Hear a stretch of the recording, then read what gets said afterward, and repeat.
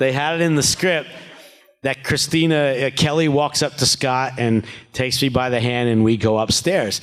And I mean, when I first read that on that Monday, I'm like, I could tire. Like, this is the cred I'm going to get because everyone I knew watched Married with Children. So in like fake TV universe, I had sex with Kelly Bundy. Like, this is the coolest thing ever. Like, nothing could be better than if it happened in real life in a weird way. And so we get in on Thursday and we do our read through, and that scene it's not in the script anymore. It's gone. Please give it up for Scott Ian!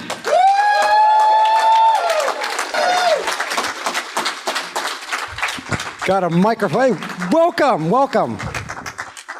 There's a microphone for you right there. Thanks. Hi, everyone. Hi. Hey, everyone. Walter White is here. Wow, scary. Well, welcome. Do you do very many Comic-Cons? Comic-Cons? No, mostly horror cons. Okay. Because the horror and metal thing seems to go together pretty well.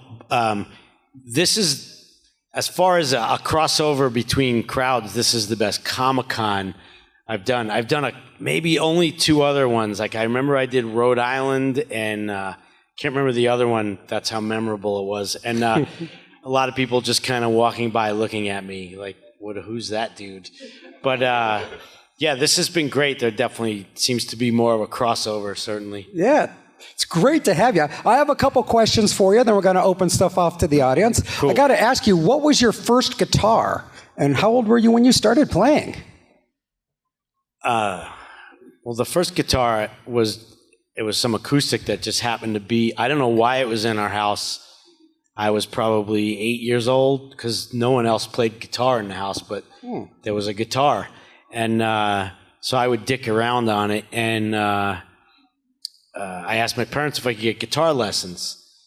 So they got me guitar lessons, and then I was whining at them for about 6 months to get me an electric guitar because I was playing this really beat up old acoustic with nylon strings on it. And I really wanted an electric guitar because that was way cooler. And after about 6 months, they finally gave in to my whining. It was actually more my guitar teacher saying, he's taking this very seriously. You're not going to waste the money on the electric. It's not just going to sit in the corner and collect dust. And as soon as they bought me the electric, I said, I don't want lessons anymore. I want to do it on my own. And they're like, we just bought you a guitar. I said, I promise I'm not quitting. And how old were you? And that was a Fender Telecaster.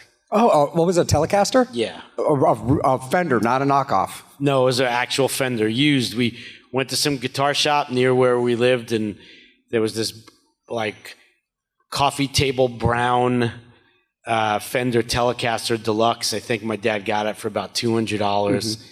I wish I had that guitar now because it's about a $10,000 guitar. It wasn't a thin line, was it? No.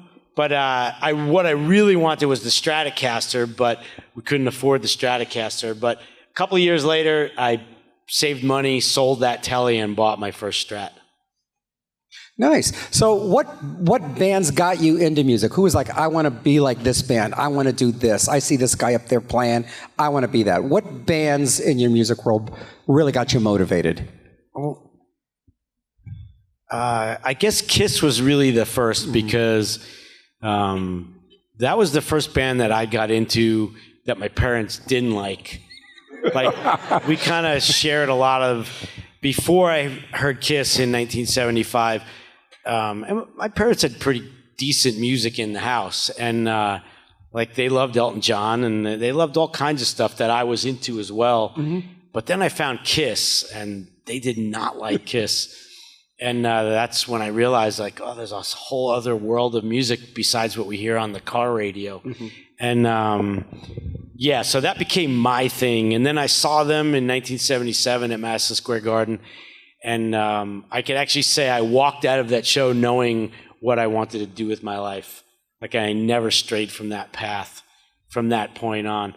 And then in a more realistic way, because Kiss was, as much as that put me on the path of I want to be in a band, But it wasn't necessarily, I want to be in a band that spits blood and blows fire, because that seemed completely unreachable. Mm-hmm. You know, they were playing a sold-out Madison Square Garden for 3 nights, and that I think that would have been a bit of a reach to say, well, that's what I'm going to do. But where I lived in Queens, in New York, that's where the Ramones were from, too. And I saw the Ramones on the Sha-Na-Na TV show. If anyone remembers what that even is. Bowser. But yeah, they had a TV show in the 70s, like a variety show. And my parents used to watch that. And I'm sitting there watching it one night, and they introduced the guest musical act, and it's this thing called the Ramones. And I was like just dumbfounded by these guys playing this real up-tempo, very aggressive sounding music. And then I found out they lived like 4 miles from where I lived. I was like, well, if these dudes from Queens could get on TV, and they're wearing Levi's and a leather jacket just like me, like, well, then I could probably do that at least. And the Ramones seemed much more realistic in my brain. So those were definitely the 2 biggest influences early on. Did you go see a lot of concerts? Oh, yeah. From my parents, I had an uncle who was only 10 years older than me, so he would take me to shows. Me and my brother, he would take us. But it was a different time back then, because that was all like 73, 4, 5, 6, 7. Like, I got to see lots of stuff with my parents. I saw Paul Simon. I saw all kinds of stuff that I certainly wouldn't have gone on my own to see when I was 11. But was that your first concert? Paul Simon. No, it's hard to remember. It was either Paul Simon or Elton John. Okay. Right around the same time, 72 or 3. But when I saw Kiss in 77, somehow I convinced my mom that it would be cool for me to take my brother. I was just about to turn 14. My brother was 11. And there was like 6 of our friends, all my age. And we convinced my mom that we would just take the train into Manhattan from Queens and go to the show ourselves. Which, in a million years, I've got a 12-year-old. That's not happening until he's like 30. I would forget it. I guess. And New York City was a way more dangerous place in 1977, even than it is now. And my mom was cool with it. So I'm not sure what that story says, but at the time of my life. But yeah, from that point on, I was able to go to concerts on my own in the city. So yeah, anytime I had enough money to get tickets, obviously I lived in New York, so everybody played New York City. The problem with that was, even when tickets were only $5, we didn't have any money. Yeah. So if I had already bought tickets to, let's say, see, I'm trying to think, Rush, well, then all of a sudden AC/DC's coming on the Highway to Hell album, and I'm like, fuck, I don't have money to see AC/DC. Well, I'll see him next time, Wow. And then Bon died, so I never got to see him with Bon, because I couldn't come up with $5 to go see AC/DC. Like, that's how it was. Did you go to CBGB's much? Not in those early days, no. I started going there in 84 because of the hardcore shows. They would do hardcore matinees on Sunday afternoons, and a lot of the hardcore bands I liked would come through, and the New York hardcore bands played there on Sundays. So that's when I started going to those shows. I was too young when all the punk and new wave stuff was happening there in the late 70s. I couldn't go. I was too young. I couldn't get in. Even with my fake ID, you couldn't get in there because the guy who owned that place, Hilly Crystal, if you were 14, he'd bounce you out on your ass. So that wasn't something I was going to mess with at that age. So we're going to get to you guys' questions. I have a couple more for you. If you have a question, just head over to that wall, and Kyle will take care of you. If you're on, everybody might as well go over there. That'd be cool if everybody can go over to that side of the wall. So is there any guitarist that you watch that your jaw just drops, that you just really enjoy watching? I mean, a lot, for me, Eddie Van Halen was my favorite. I know that's it's not news that he was the best, but certainly in my life, I know the generation before me, Hendrix came along and reinvented guitar, and and I love Jimi Hendrix too. But for me, when I first heard Eddie, I was sitting in junior high school lunchroom, and there was like 6 of us that had long hair and leather jackets, and we would eat lunch together, and nobody would even bother us because we were that pathetic. There was like, in a school of 4,000 kids, there was like the 6 long-haired leather jacket dudes. They were just, oh, those guys are the worst. And my friend David would bring a little boombox in with, and we'd listen to tapes at lunchtime. And he brought in that first Van Halen record, and he had it queued up to Eruption, and he puts it on, and it comes in, and we didn't know even how my jaw hit the floor. We didn't know what tapping was yet, and we couldn't figure out how he was playing so many notes, and just a complete head explosion at the time. And that never stopped. He was my favorite from the moment I heard him. He's also a great rhythm guitar player too. He's the whole package. But so many guys over the years. I mean, even to me, Johnny Ramone. People think the Ramones were very caveman and very simple, and it was. But he's downpicking all of that stuff, and at the speed that he's downpicking those chords, I challenge anybody to pick up a guitar and do that. I have to warm up for like 90 minutes to do that. Still, just incredible guitar player. Guys like Randy Rhoads, Dimebag. I feel like I'm mentioning only dead guitar players. Nuno Bettencourt. There you go. Some people have mentioned to me today they've seen me on YouTube. A couple years ago, I got to be with a bunch of dudes, and we played the theme for Game of Thrones. Yeah. It was this Fender thing. Fender did these Game of Thrones houses from Game of Thrones. They did custom guitars based on the different houses. I was playing the House of Stark guitar, and we did the theme, and we broke it down for 5 guitar parts, and all those dudes in the room that day, but for me, especially Nuno, I mean, that guy he's just ridiculously good and has such his own thing going on and his own vibe and feeling and sound. A couple of years ago, they had one of those, I don't know if it was called G3 or it was one of those things, but it was Nuno and Zach, another insane guitar player, and Yngwie and this guy Tosin Abasi and Steve Vai. So it's these 5 dudes, right? And I was going with a friend who like dragged me along, because to me, as much as I love sick guitar playing, to go sit there and listen to like 5 hours of instrumental, it's kind of like, it's a bit of a nightmare. But I had the time of my life, man. And all those dudes, it's just insane, the level of talent and what they can do and the sounds they create. Tosin Abasi, I don't know if you've heard of this guy. He's in a band called Animals as Leaders. And I looked at my buddy and I said, so I'm convinced this guy's from like 100 years in the future. He came back in his time machine to show everybody how they play guitar 100 years from now, because it was just so different than anything I'd ever heard. And so yeah, there's a whole bunch of dudes. If you don't know them, you should check them out. I got to ask, did you get to keep your Game of Thrones guitar? No. No.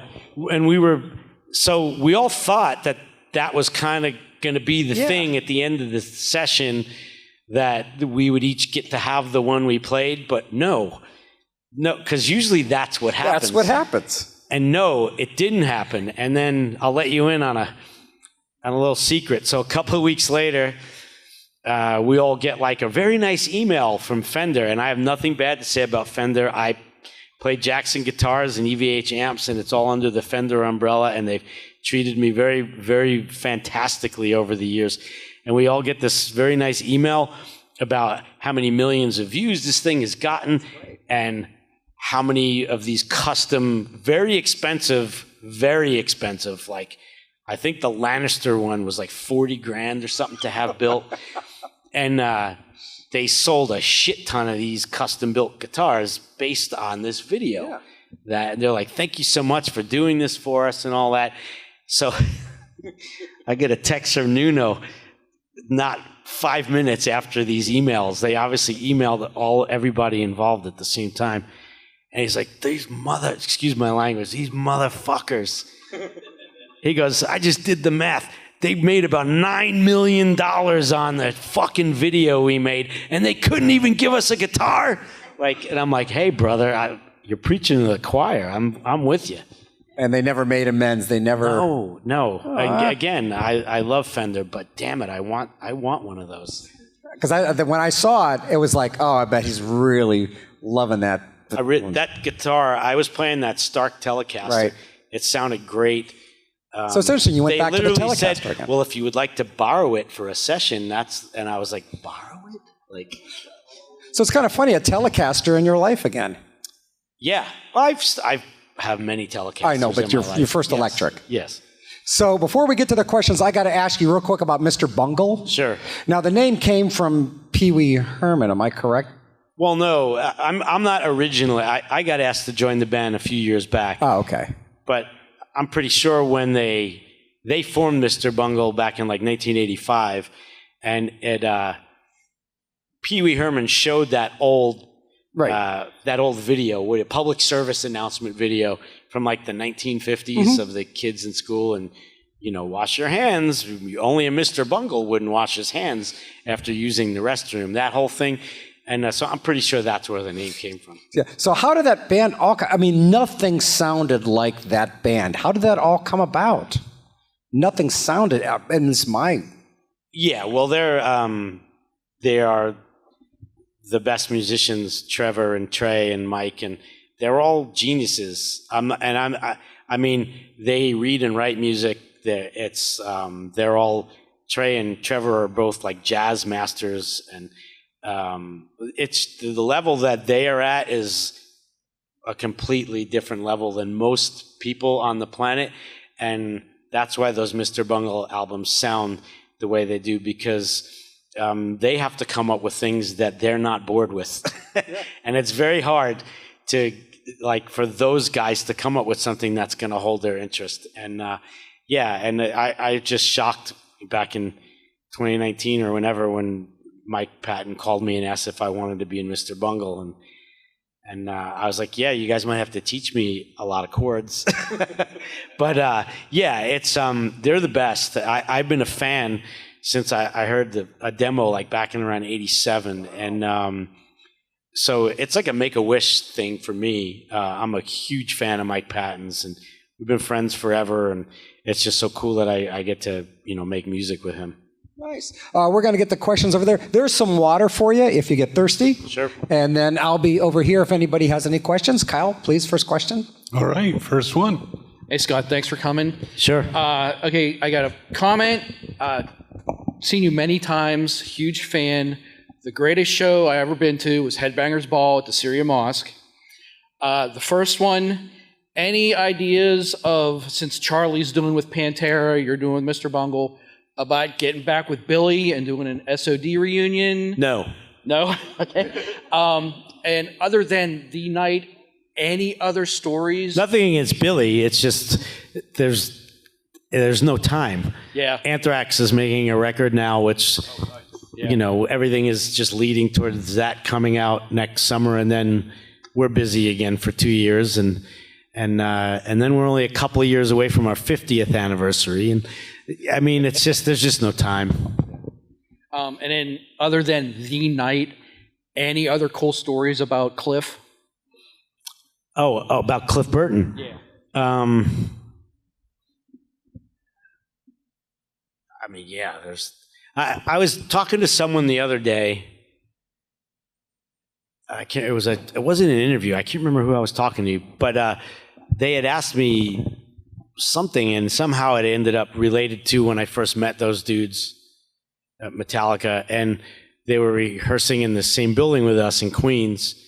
They had a room upstairs, and I remember like the second night they had gotten there, and they set up in their rehearsal room, and they set up differently than any band I had ever seen in a rehearsal room. Most, like the way we set up, or any other band I saw, you'd set up your gear like a backline, like you were playing a show. Like, so if you were on the stage, it would all be on the wall, and here's the kit and the amps, and everything's facing you guys.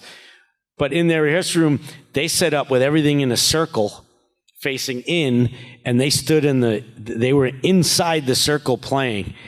I was like, wow, that's weird. I've never seen anything like that. And I'm sitting in the room in this little circle, and they were all, me and like Danny Lilker were sitting there, and I think Charlie might have been there that night, and they start jamming. This is when Mustaine was still in the band, and they start playing the songs that were going to be on Kill 'Em All. And I mean, the energy was just insane. I had never heard songs like that and a band that tight. And there's Cliff banging his head like he's playing to 10,000 people in an arena, and it's just them and like 3 of us sitting on the floor drinking beer. And he was going for it like it was the last show he was ever going to play or something. And I was like, God, this guy's a fucking maniac. Like, it's just rehearsal, dude. Like, but then, you know, he couldn't help himself. It's just who he was. He felt it that strong and that deep, and the music moved him that way that it didn't matter. It didn't matter. If he's playing his bass, that's what was going to happen. And I just thought it was one of the coolest things I'd ever seen.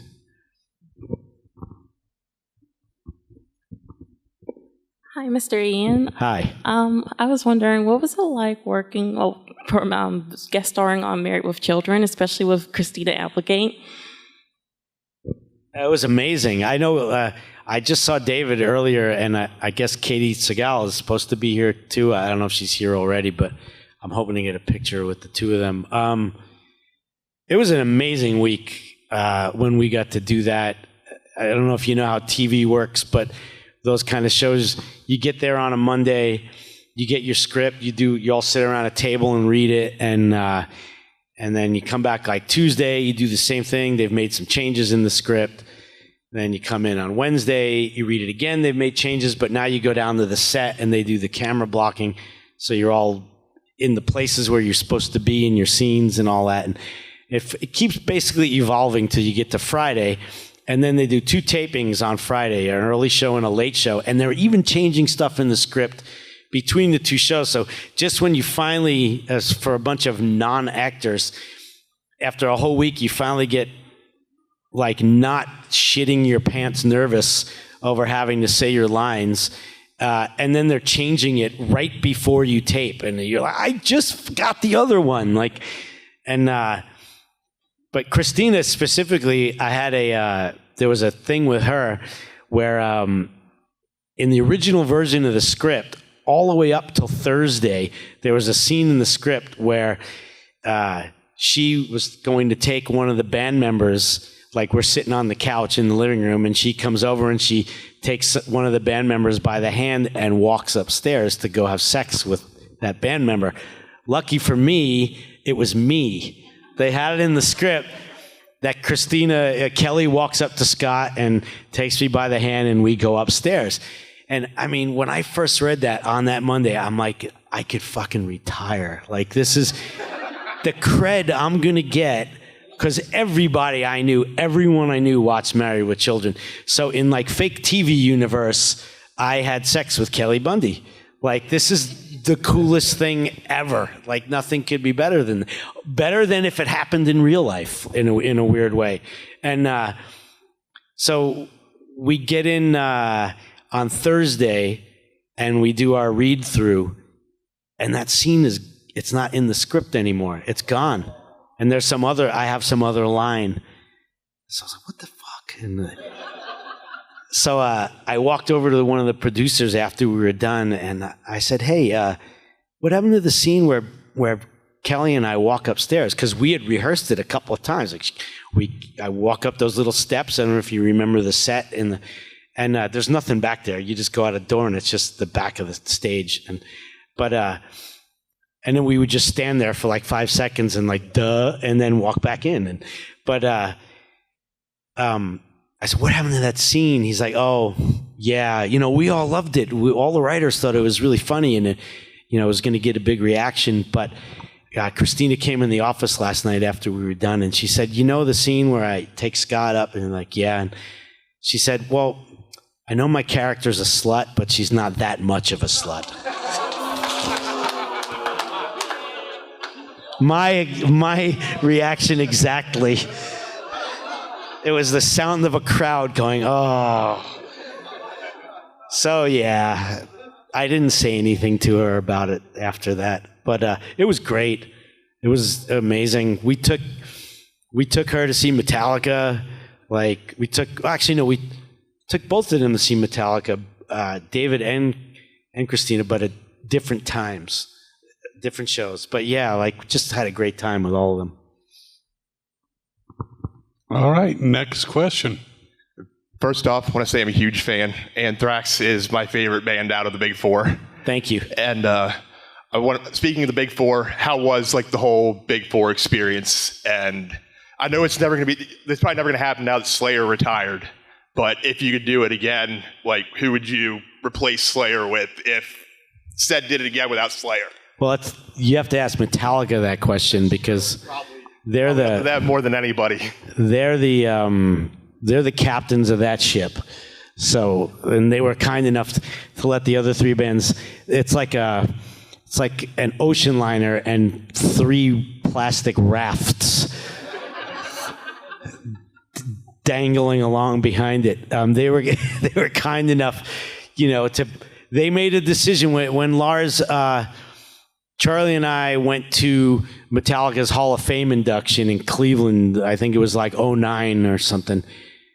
They invited us out for that, and we were at the party they threw, and everyone's having some drinks and hanging with Lars, and he says, "What do you think about doing some Big Four shows?" And I didn't even know what he was talking about. Yeah.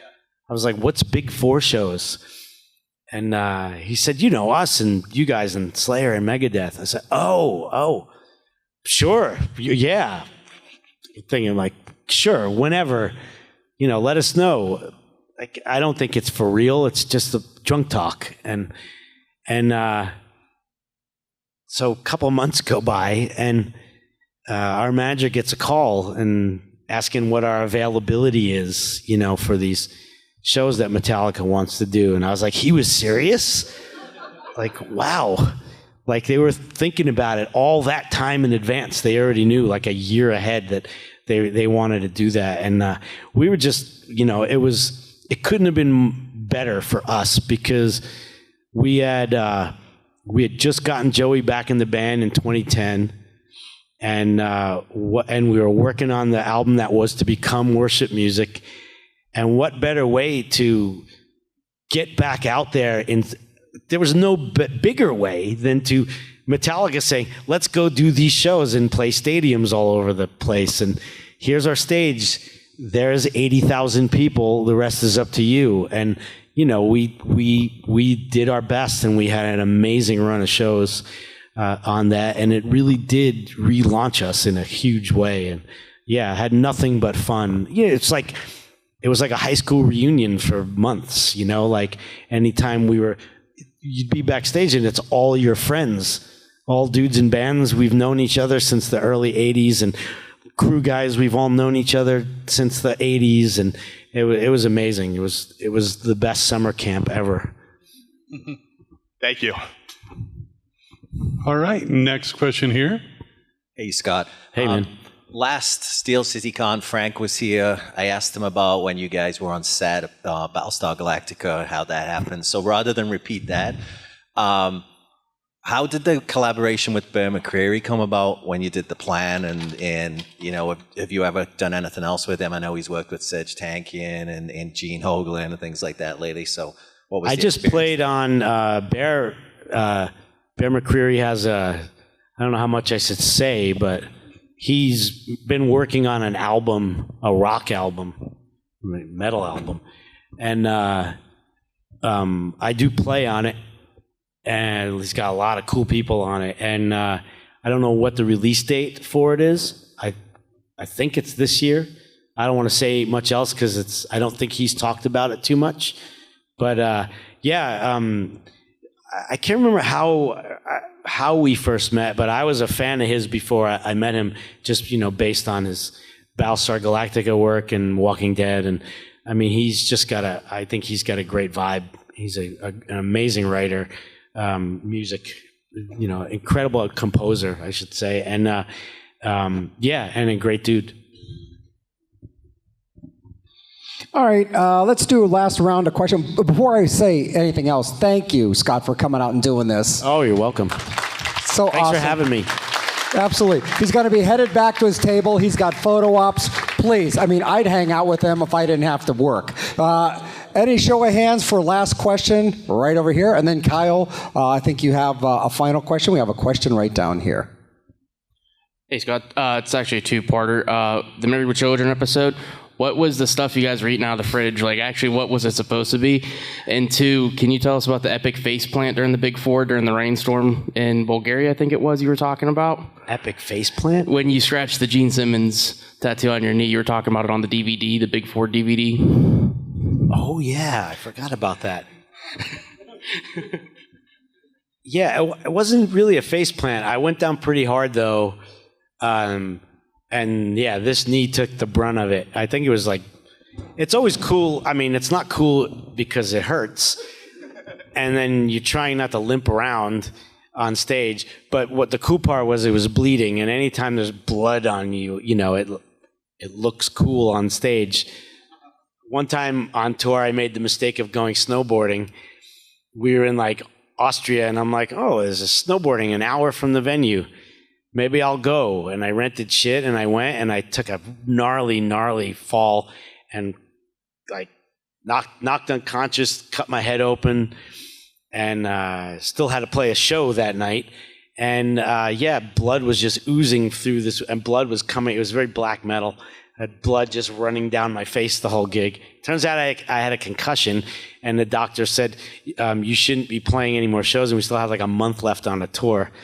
And I said, I can't go home. I got all these shows to play. And so I didn't headbang for about 2 weeks. But anyway, yeah, that Big Four one wasn't as bad because I didn't hit my face or my head.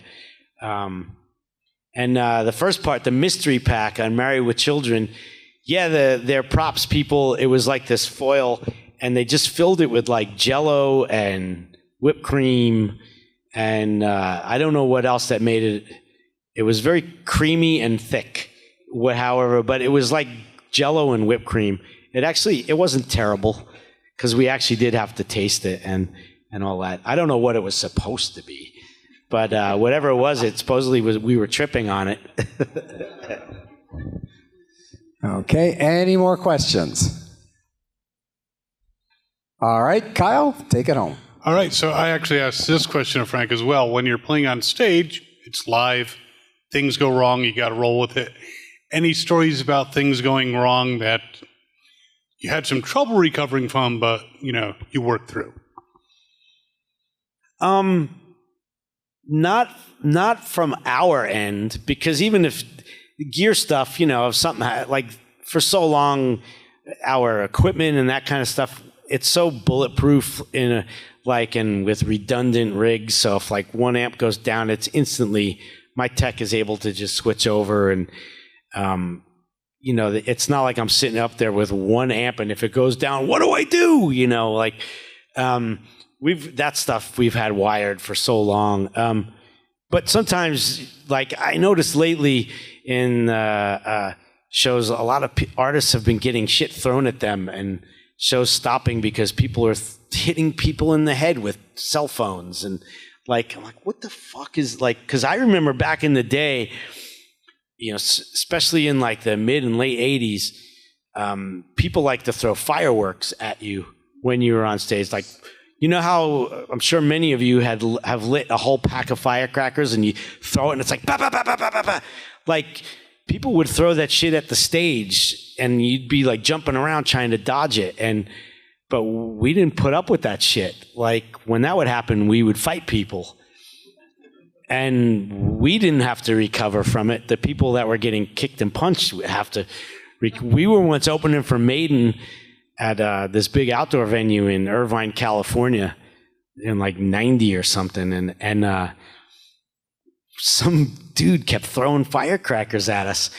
And I'm looking around, like trying to see who's doing it. And because it couldn't have been from that far away. And I said twice to the crowd, I said, you all can see and hear the firecrackers, 15,000 people. Someone keeps throwing firecrackers at us. You do it one more time, we're leaving. We're done. Everyone's booing, and we start playing. I think it was like I Am the Law, and we start playing again, and bah, bah, bah, bah, bah, firecrackers. We fucking stopped the song right there, and I'm like, who the fuck did that? And like 3-4 rows deep, all these people are pointing at one guy. It's him, right? It's him. So security guards go running, and they grab this guy out of the seats. So we're up on stage, And to get the guy out of the venue, they had to bring him past the first row out like that way.